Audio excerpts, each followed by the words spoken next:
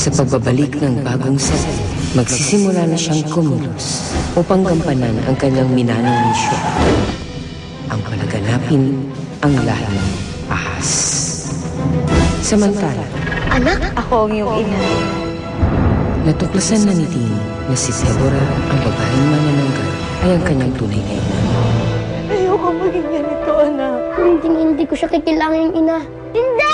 Ayoko maging manananggal. Hindi mangyayari yun. Hindi ako papayag. Ngunit tatanggapin lamang siya ni Tini. Pag normal ka na, pag hindi ka na manananggal! Ding! Sinasabi niya hindi kanya matatanggap bilang ina. Pero alam ko, kailangan niya ng pagmamahal ng isang ina. Handa akong tumulong. Ngunit huli na ang lahat. Bago pa makagawa ng paraan sina Narda at Tini para gamutin ang pagkahalimaw ni Deborah. Si Doktora, manananggal! Yeah! Kumalat na sa taong bayan ang sekretong katauhan ni Deborah. Diba, kaibigan mo yung Doktora Deborah? Bakit? Nagbibintang ang manananggal eh. Sugurin na ninyo yung manananggal yan bago pa makapatay ng ibang tao! Habulin niyo siya! Habulin natin! Dali!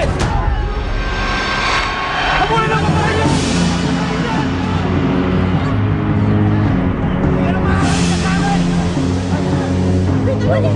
Ano nangyari? Tinago niyo ko dyan. Father! Tingnan mo yung sa babaeng yan! Yan ang manananggal! Kailan mo matay sa asawa ko? Dapat sa babaeng yan, patayin din! Maghunos nili kayo! Watson, bakit sinabi mo sa landlady na si Deborah manananggal? Hindi ko sinabi. Narinig niya ako. Magkaiba po yun. Okay, bakit ka nagpunta doon? Eh di ba nga, Eduardo, na-curious ako in a scientific way. Bakit? Ay! Ganito! Naghunos nili ba siya ng patayin niya asawa ko? Bahawa ka sa babaeng yan! Patay niya! Ah!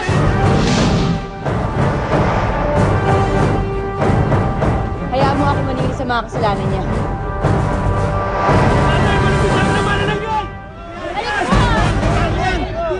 Mabuti na rin siguro yan na malaman ng mga tao na sila na lang din ang humusga sa babaeng yan.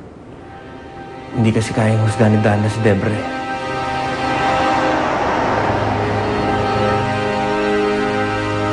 Maraming salamat sa pagligtas mo sa akin. Maraming salamat. Bakit mo ako iniligtas?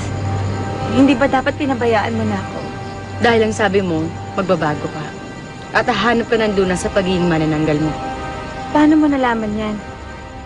Kay Narda at Ding ko lang sinabi yan. Dahil kaibigan ko silang dalawa.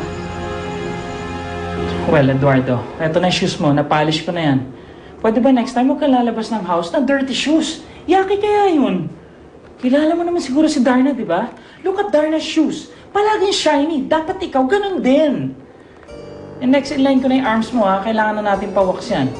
And yung chest mo, you know Gerard Butler? Nagpapawax din sa chest yon. And I think by 2010, pwede na natin pa-pluck yung eyebrows mo. You know, just to open up your face. Glow.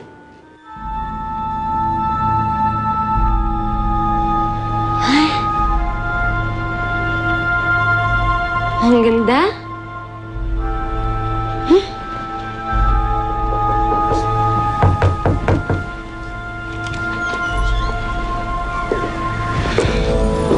Sabi ko na nga ba't gising ka na eh. Sino ka? Tsaka, nasan ako? Narito ka sa bahay ko. Bakit? Anong ginagawa ka dito sa bahay mo? Ikaw yung nabunggo ng driver ko. Pasensya ka na ha. Hindi ka kasi niya nakita. Darna! Eh?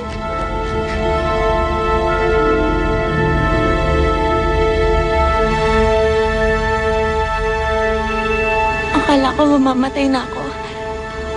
Akala ko hindi kita makikita.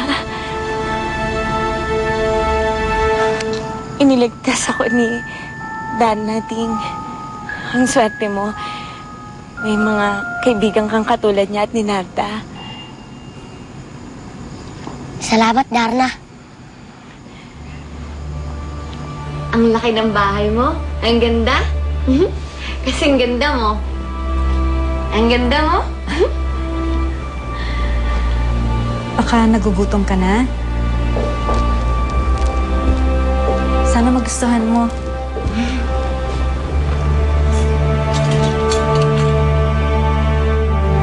sayangin ang pagtulong mo. Pipilitin ko talaga magbago.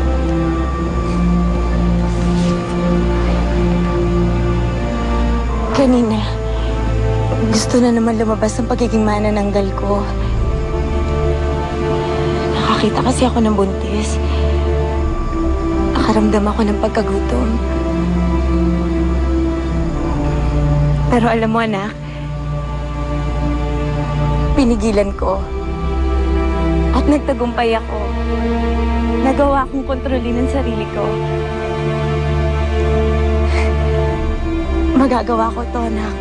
Bigyan mo lang ako ng pagkakataon. Matatalo ko ang sumpang ito.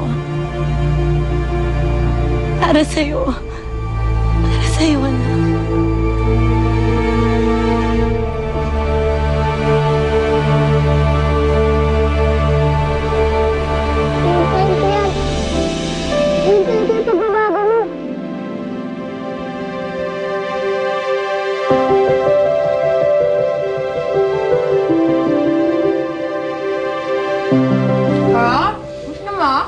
Hindi, para sa'yo talaga yan. Isang subo lang. Sige na. Hati tayo.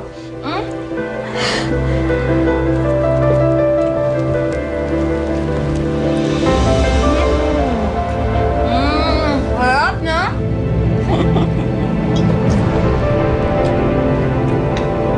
Iha, ang pangalan mo? Ako po? Sir Pina. Kayo po. Sir Pina. Ako si Ali.